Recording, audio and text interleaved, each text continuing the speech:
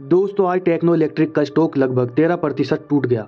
सबसे हैरत की बात यह है कि इस क्वार्टर में कंपनी की टोटल कमाई यानी सेल्स 24% बढ़ी है, फिर भी स्टॉक में इतना बड़ा क्रैश क्यों आया।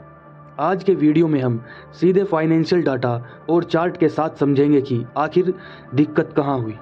चलिए शुरू करते हैं। कल शाम को टेक्नो इलेक्ट्रिक के Q4 के फाइनेंशियल रिजल्ट आए। अगर हम इनके नंबर को देखें तो दो मुख्य बातें सामने आती हैं। पहली बात, कंपनी का टोटल रेवेन्यू टॉप लाइन पिछले साल के मुकाबले 24% बढ़कर 1010 करोड़ हो गया है। बिजनेस के लहजा से ये बहुत अच्छी ग्रोथ है। दूसरी बात, लेकिन जब हम नेट प्रॉफिट बॉटम लाइन देखते हैं तो वो पिछले साल के 134 करोड़ से 15% गिरकर सिर्फ 114 करोड़ रह गया है। अब सवाल यह है कि जब दुकान में बिक्री बढ़ी तो मुनाफा क्यों घटा। इसके 3 बड़े रीज़न हैं। नंबर 1 रीज़न, मार्जिन पर दबाव। कंपनी का ऑपरेटिंग प्रॉफिट मार्जिन 15% से गिरकर 13% पर आ गया है। इसका मतलब है कि ट्रांसमिशन और एनर्जी प्रोजेक्ट में यूज़ होने वाले रॉ मटेरियल जैसे स्टील, कॉपर और हैवी इलेक्ट्रिकल कंपोनेंट्स महंगे हुए हैं, जिससे कंपनी का खर्चा बढ़ गया।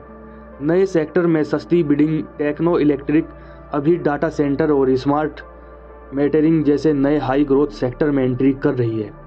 नए सेक्टर में बड़े ऑर्डर हासिल करने के लिए शुरुआत में कम मुनाफे पर काम करना पड़ता है, जिसका असर प्रॉफिट पर दिख रहा है। फाइनेंस कॉस्ट, नए प्रोजेक्ट को एग्जीक्यूट करने के लिए कंपनी का इंटरेस्ट ब्याज का खर्चा भी पिछले साल के मुकाबले बढ़ा है, जो सीधे नेट प्रॉफिट को कम करता है। अब जरा टेक्निकल चार्ट पर नज़र डालिए। आज की इस बड़ी गिरावट में 2 बहुत मुख्य संकेत हैं। हैवी वॉल्यूम सेलिंग, चार्ट में नीचे जो रेड वॉल्यूम बार है वो नॉर्मल दिनों से बहुत बड़ा है। इसका मतलब है कि रिजल्ट के आते ही बड़े इंस्टीट्यूशनल इन्वेस्टर या ऑपरेटर ने पैनिक में बड़ा माल बेचा है। ईएमए ब्रेकडाउन, स्टॉक अभी अपने 35 ईएमए की सपोर्ट लाइन के नीचे ट्रेड कर रहा है।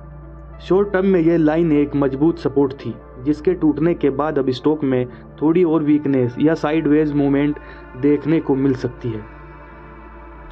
तो दोस्तों, टेक्नो इलेक्ट्रिक का ऑर्डर बुक स्ट्रॉन्ग है और कंपनी लॉन्ग टर्म के लिए बुरी नहीं है, लेकिन मार्केट हमेशा ग्रोथ के साथ साथ मुनाफे को प्रायोरिटी देता है।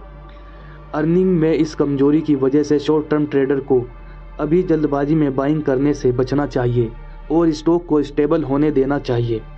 अगर आपको ये वीडियो पसंद आई तो लाइक करें और चैनल को सब्सक्राइब करना ना भूलें।